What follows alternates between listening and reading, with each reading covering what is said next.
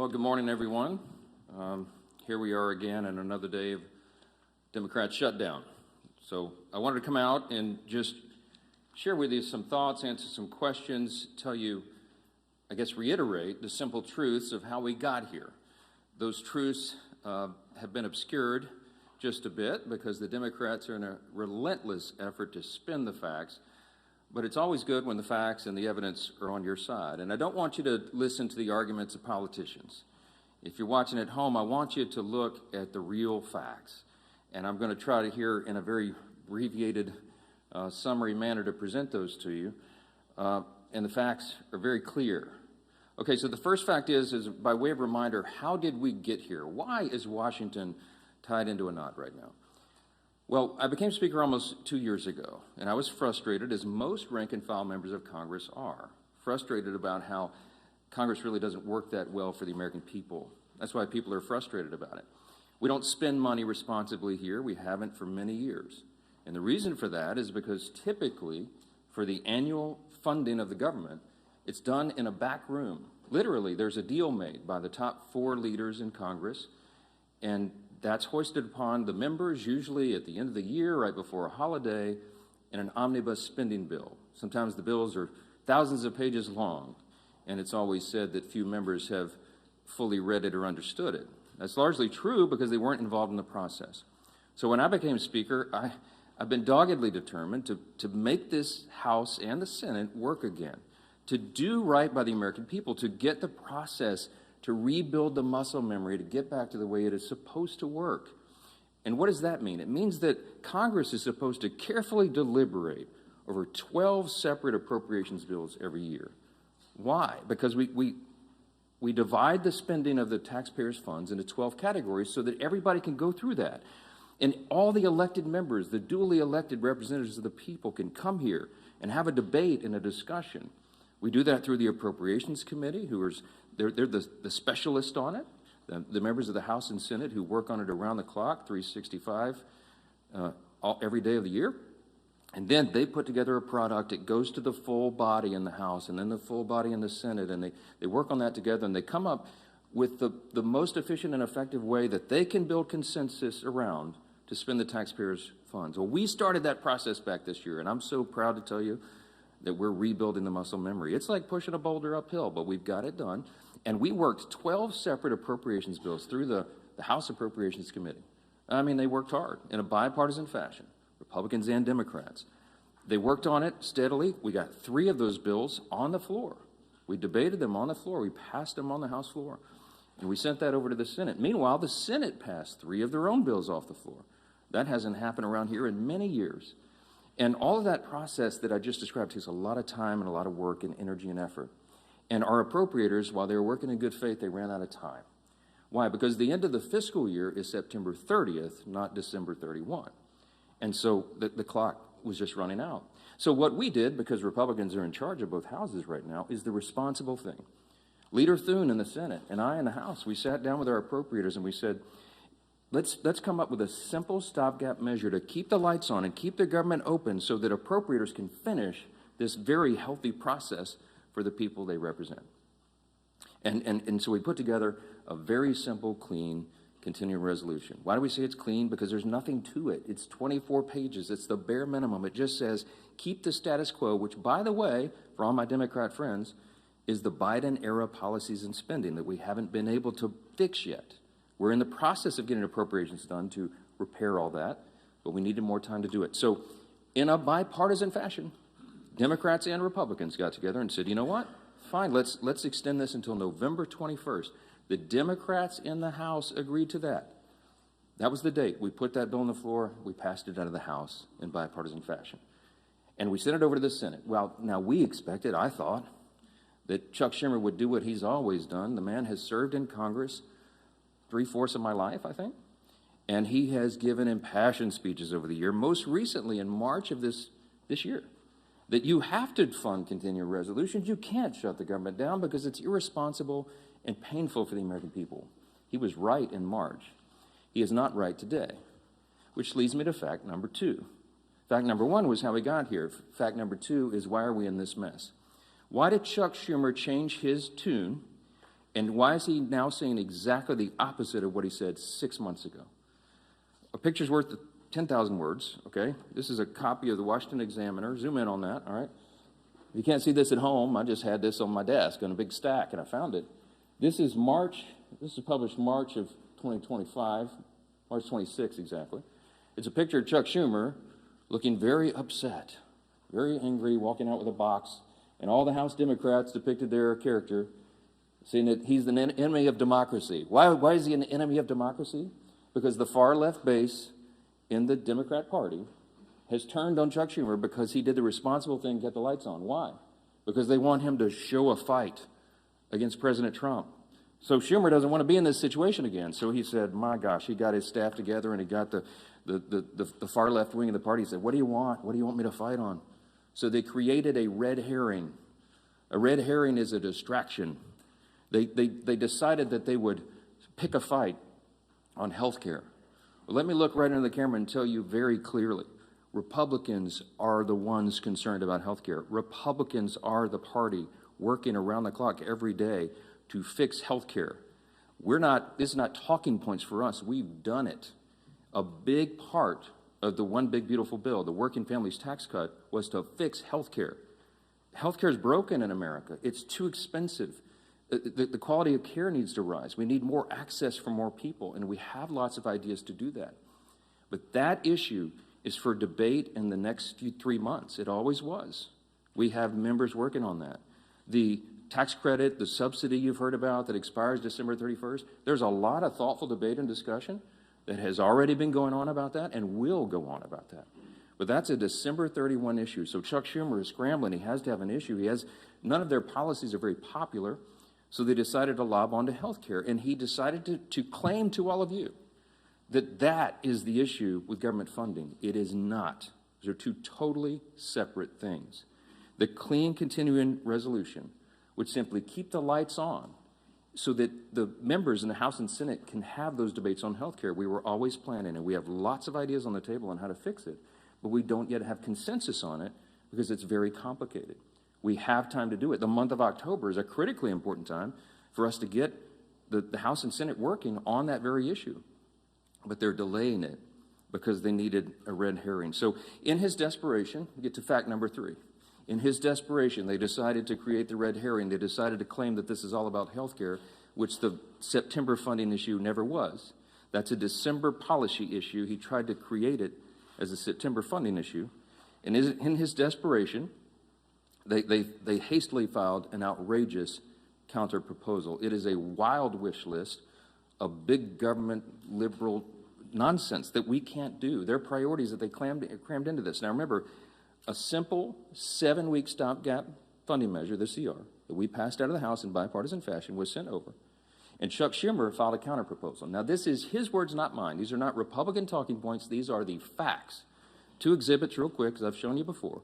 This is page 57, an excerpt of his bill, section 2141, where you see that right there that they want to repeal the health subtitle of the Big Beautiful Bill. The One Big Beautiful Bill, the Republicans got signed into law July 4th.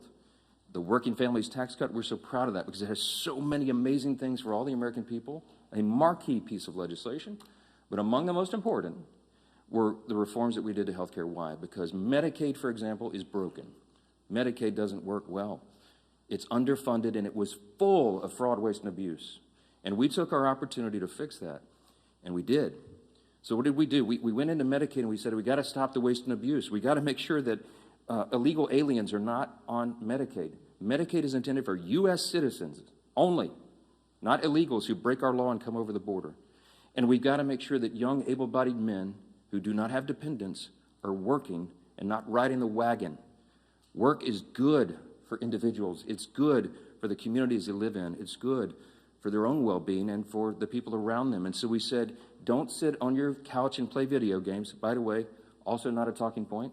There was an AEI study, I think one of the organizations that polled this, and most of these young men who are not working are sitting around literally playing video games. Get back to work. So we put that in the law. And the big thing was making sure that an estimated 1.4 million illegal aliens are no longer riding that wagon either. Why? Because Medicaid had to be strengthened. Medicaid is intended for the elderly, the disabled, and young pregnant women, as I use an example, who are in difficult situations. They need the resources desperately, but the resources are being drained by people who were never intended to be there. And so Republicans got busy and fixed it.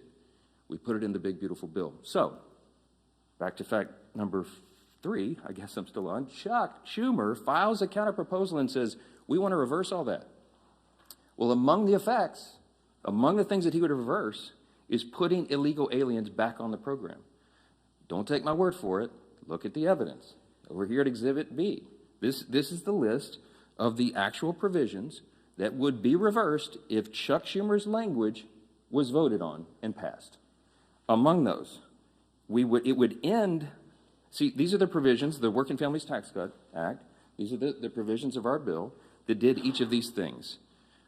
We ended Medicaid funding for most non-citizens. They would reverse that, and it would cost American taxpayers, hardworking Americans, an estimated $6.2 billion. And you see, you just go down the list. The California loophole. You know what they did in California? Gavin Newsom and the team out in California?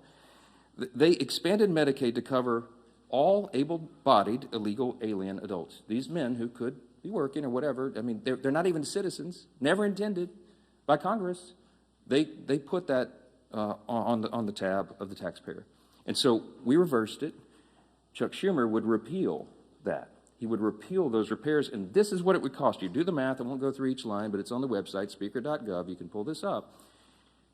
It amounts to $192 billion, $192.8 billion. So almost $200 billion that Chuck Schumer wants to put back in. Also, by the way, while he's repealing our health subtitle, he would also repeal the $50 billion that Republicans put into the bill to support our rural hospitals around the country. Why would Chuck Schumer do that? Because he's desperate for political cover.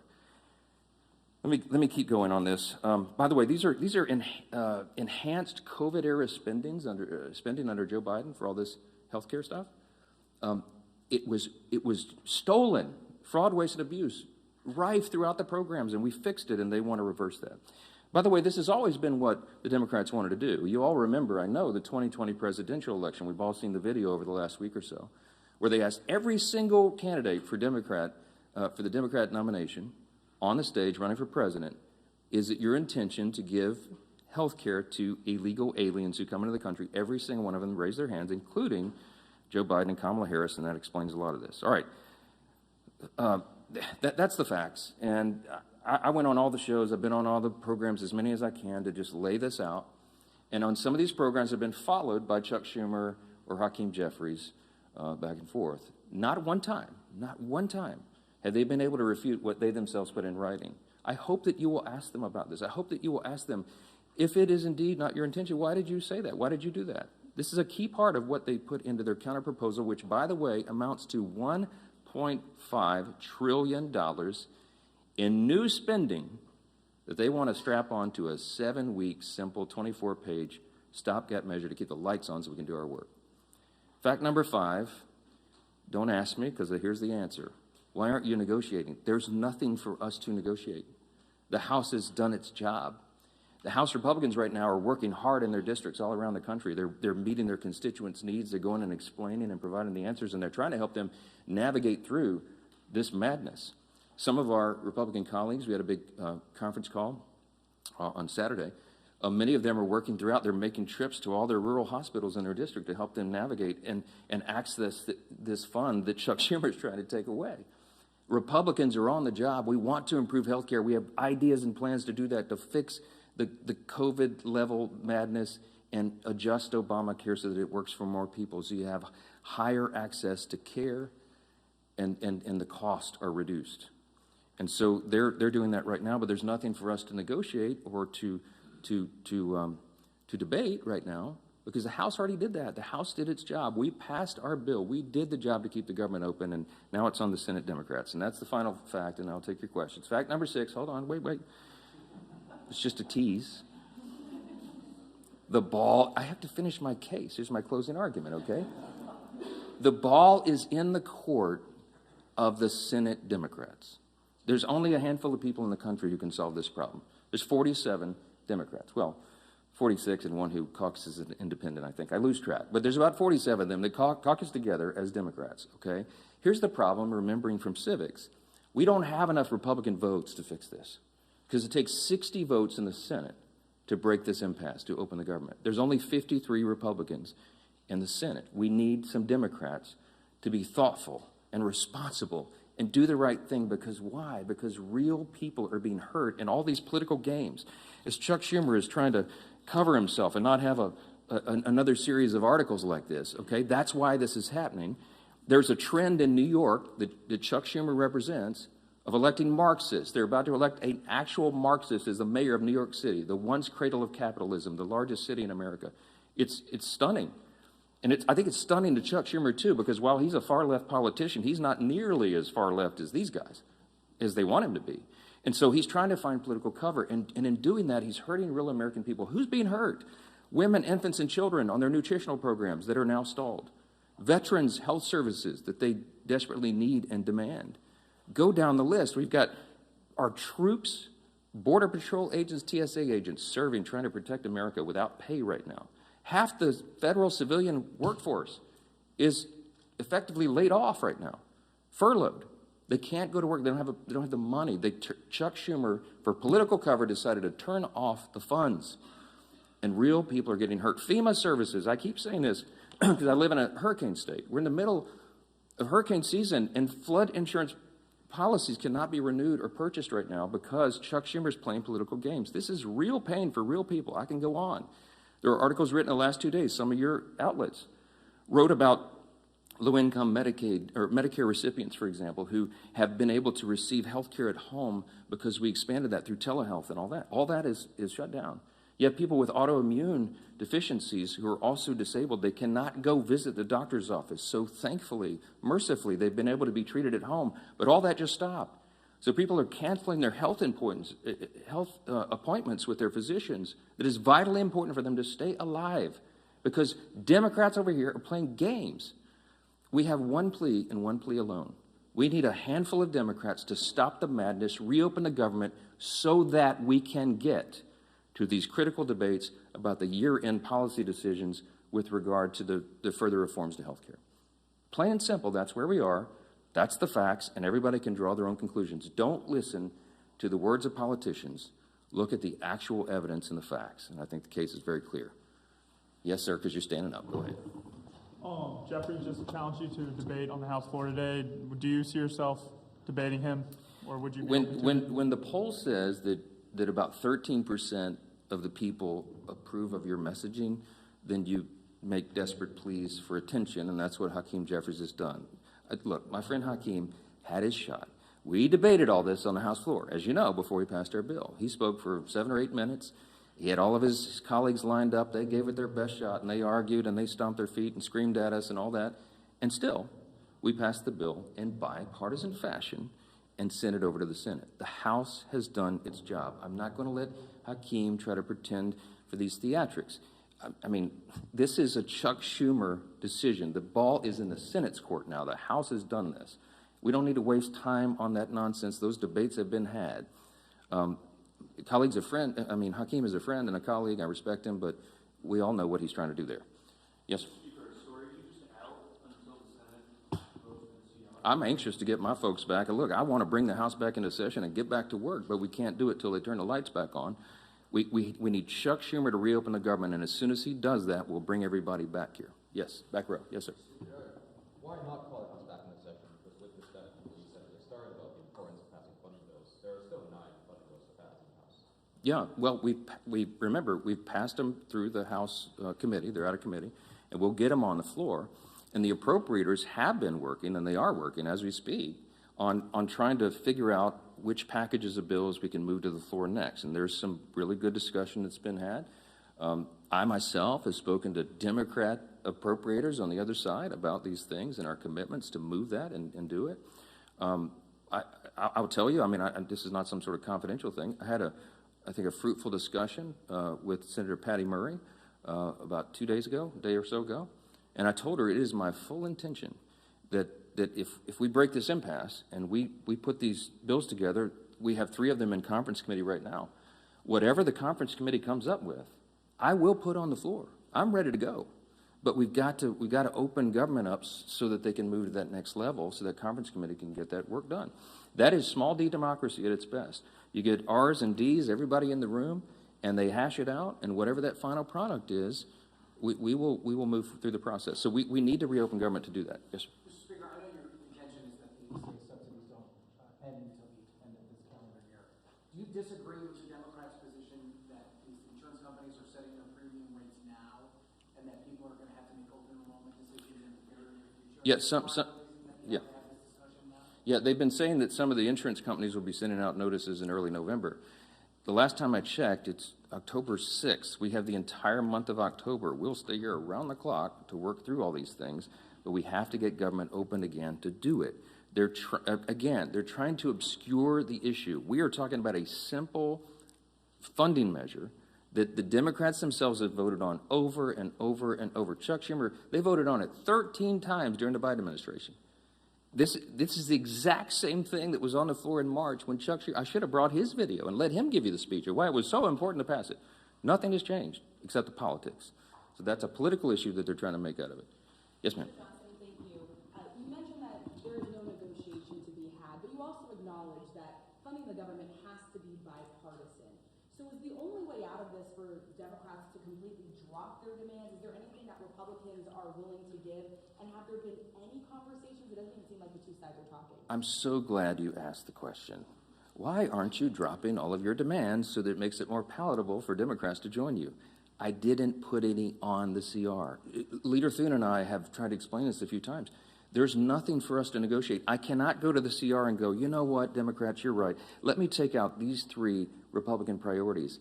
I didn't add a single Republican policy or priority or preference to the CR. It is 100% totally clean. It is an exact status quo replica of what we're doing right now, which again is Biden-era policies and spending levels, to our great chagrin, but in good faith.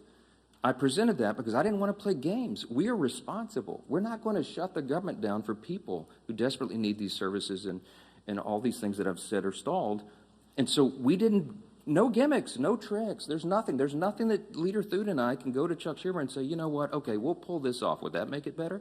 No, I don't have anything to give.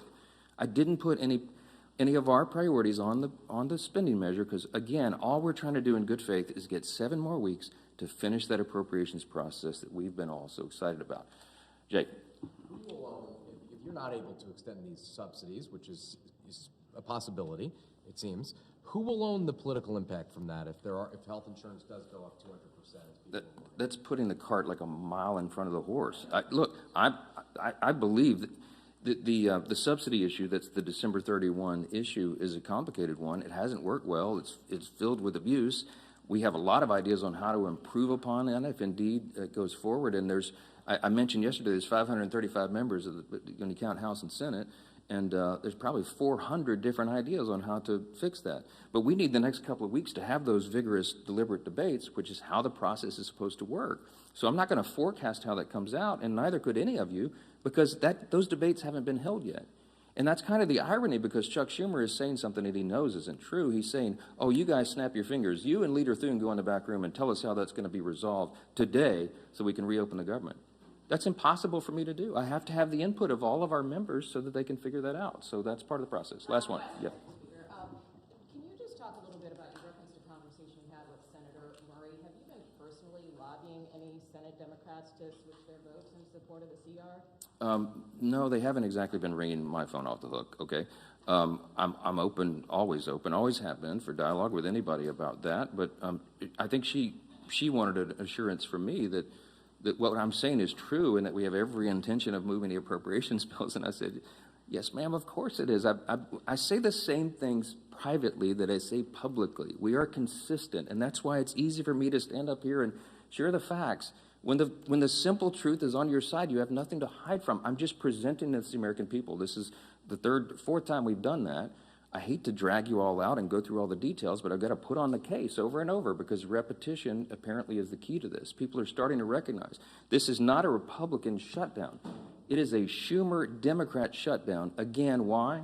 Because they needed political cover. It's shameless. It is sad. Real people are hurting. and it needs to end. They'll have another opportunity this evening, and I sure pray, and I hope you all will, that a handful of additional common sense people on the Democrat side will change their votes, reopen the government, so we can get back to all these issues as we desperately want to do. Thank you all so much for being here.